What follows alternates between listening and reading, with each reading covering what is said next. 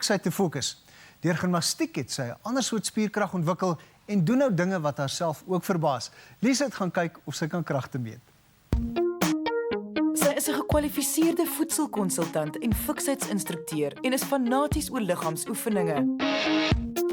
Op die ouderdom van 41 pluk Bernadette Beyer die vrugte van byna 2 dekades se gimnasiumwerk. Ek sal dit nie anders vir gehad het nie. Met die op en die af. Die af is daar vir 'n rede. Daai af is wat vir jou leer waarvan jy eintlik gemaak is. En as jy nie die af kry nie, gaan jy nie die op geniet wanneer dit daar is nie. So dit is mos maar hoe mens gevorm word as 'n mens. Sy staan deesdae aan stuur van sake by die meneer en mevrou fiksheidskompetisie wat jaarliks in die Kaap aangebied word. Maar dit beteken nie dat sy minder oefen nie. Sy was 21 jaar oud toe sy met liggaamsbou begin het. As 'n jong meisie was ek relatief maar gewees en toe puberteit nou inskop, toe groei die heupe nou waantoe hulle nou nie moes groei nie. So ek het toe nou in my familieagtergrond is my mense maar vreeslik peervormig. So na skool het ek nou besef maar die enigste ander manier wat ek nou die hele probleem kan uitsorteer is dat ek my bolyf dan nou 'n bietjie groter kry. En dis nou waar die gewigte toe ingekom het. Dit was haar man Dean wat haar tot groter hoogtes aangespoor het. En toe ek hom nou ontmoet, toe het hy nou gesê nee, ek moet nou begin deelneem. Wat nou heeltemal 'n ander storie was vir my, want ek het niks geweet van die dieet nie. So toe het hy vir my op stage gekry, hy het vir my van 35% liggaamsvet toe nou afgekry na omtrent 17 toe, wat nog steeds relatief hoog is vir bodybuilding. Maar ten minste het ek op die verhoog geklim en gevoel, nee, okay, dit is nou waaroor dit gaan en daarvan af is die res nou maar history. Sy het hiermee verskeie titels plaaslik en oorsee ingepalm. Totdat sy op 'n dag besluit het, genoeg is genoeg en die spierbou vir fiksheid verruil het. Haar donker hare het blond geword. Tussen my laaste jaar wat ek WP en SAS deelgeneem het, het ek betrokke geraak by die gladiators. En dit is wat my eintlik weg laat beweeg het van bodybuilding. En ook omdat ek besef het, as, sodra jy oorsee deelneem, die goals is baie groot en ek wou nie daai roete gevat het nie. Ek wou my vroulikheid behou het en ek het nie belang gestel om daaroor te gaan nie. Sy wou 'n kompetisie loods wat op fiksheid gerig is en dit aanvanklik met die oog op vroulike deelname begin. Dit het intussen gegroei tot iets heelwat groter.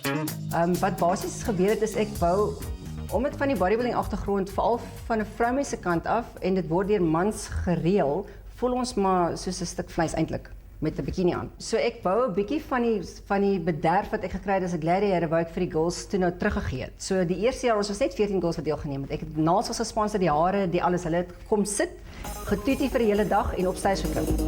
Een van die afdelings wat deur die jare bygekom het, is die kategorie vir paartjies. Hier is sy aan die oefen saam met Rian Heinse, wat ingestem het om haar hangende metgesel te wees. Toe het ek vir hom gesê, nee, maar as sy vrou lief nou nie omgee nie, sal ek baie graag van wil leen hierdie jaar en dit saam met hom doen. Ja, en toe het ons net besluit ons gaan en ons het van April af begin oefen daaraan. Ja, maar niks geweet hoe nie. So jy moet nou uitfigure, hoe maak jy? Wie vat waar, wie hou? Anders dan lê ons altyd op die grond. Hoe oud is jy? Ek is 48.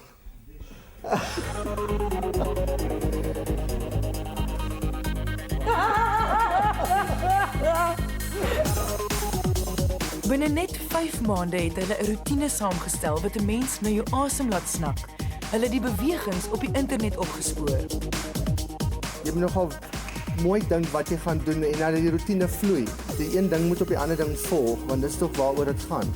Maar ja, ek dink wat dalk sal help in die toekoms is as ons 'n paar sirkusklasse gaan bywoon, want daar is klasse wat hulle aanbied in die stad, so dit sal ons dalk help in die toekoms. Dan kan jy maar oplig. Dis duidelik nie iets vir 'n groentjie nie.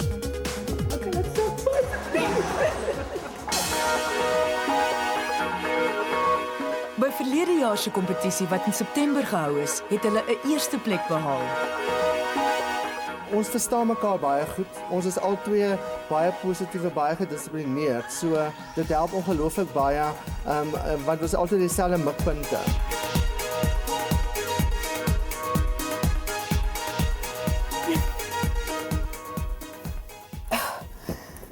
Die swangerskap en geboorte van haar dogtertjie Angelie was een van haar grootste uitdagings. Hiervoor moes sy 'n tyd lank ophou oefen. Oefenroutine het baie verander nou omdat ek nou ouer is, want ek is nou 41. Maar ek het baie meer geslaap met haar. So ek moes my oefenry moes ek bietjie verander. Omdat ek so graag vir haar wou gehad het, het ek nie omgegee om my oefenry nou eers op te gee. Want ek het dit al 2 keer voorheen gedoen. So jy verloor jou hele lyf. Dit gaan mos maar van hier tot waantoe.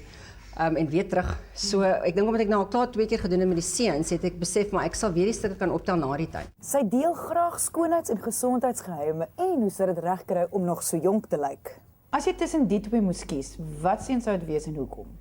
Okay, dis nou baie interessante keuse want eerstens is ek nie 'n chocoholic nie. So sjokolade sal nie vir my 'n temptasie wees nie. Sellery op sigself, yes, I think it's the most boring vegetable that we could have had in life. Regtig? Die enigste tyd wanneer hy baie lekker smaak is in 'n tomato cocktail. Dis 'n leefstyl waarby die hele gesin betrokke is. Haar man Dean is self 'n kampioen liggaamsbouer. Saam met hul 2 seuns het hulle by 'n ander fiksheidskompetisie as gesin deelgeneem. Hulle jaag soos Bernadette altyd nuwe uitdagings. Ek doen al gimnastiek vir die laaste 10 jaar. Jy kan net soveel gewig stoot en dan is daar nie meer 'n challenge nie. Dis basies waar dit gaan. En vir my is dit altyd 'n geval van ek hou daarvan om myself uit te daag. My man vra altyd vir my, maar is daar nie deel van jou lewe wat jy mis? En sê ek nee, elke deel van jou lewe is daar iets besonders wat daai tyd gebeur. En daar's nog baie goed wat voor lê. So nee, ek sal dit nie andersins wou gehad het nie.